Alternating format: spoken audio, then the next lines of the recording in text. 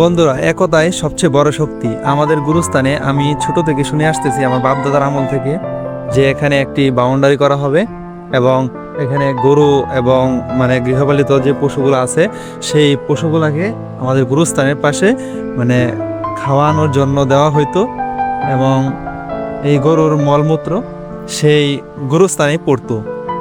এখন প্রতি ঈদের সময় যে কবর জিয়ারত করা হয় তখন গ্রামবাসী সবাই বলতো যে এখানে একটা বাউন্ডারি করা হবে, যে এখান দিয়ে গরু বা ছাগল এগুলা নেওয়া যাবে না বা কোনো মহিলা যাওয়া যাবে না, এসব মানে সিদ্ধান্ত নিত, মানে বাউন্ডারি হইতো না। এখন ইনশাআল্লাহ মানে বাউন্ডারির কাজ শুরু হয়ে গেছে। দেখেন এখন আমরা গ্রামবাসী অনেক খুশি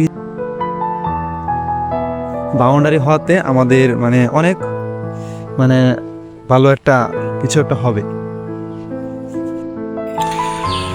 আজকে অনেক বৃষ্টি হয়েছে যার কারণে আজকে কাজগুলা বন্ধ আছে। ইনশাল্লাহ আগামী 7 দিনের ভিতরে আমাদের বাউন্ডারির কাজটা সম্পন্ন হবে। এমন আমি নিজেও ওয়ার্কশপে কাজ করি, আমি চেষ্টা করব যে এই গেটটা আমি নিজের হাতে বানানোর জন্য। তো সবাই ভালো থাকবেন, এই বিষয়টা দেখানোর জন্যই ভিডিওটা করলাম। আজকে অনেক বৃষ্টি, দেখেন এমন বৃষ্টি হয়েছে যে সব পুকুর নদী নালা সবগুলো একবারে ভরপুর হয়ে গেছে।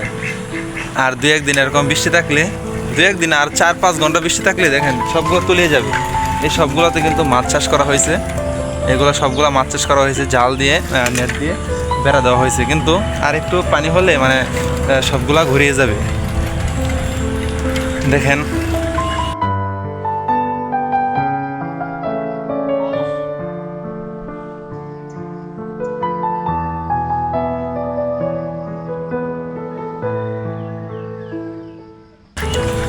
আজকে সারাটা দিন অনেক বৃষ্টি ছিল, যার জন্য আমাদের বাউন্ডারির কাজটাও বন্ধ ছিল।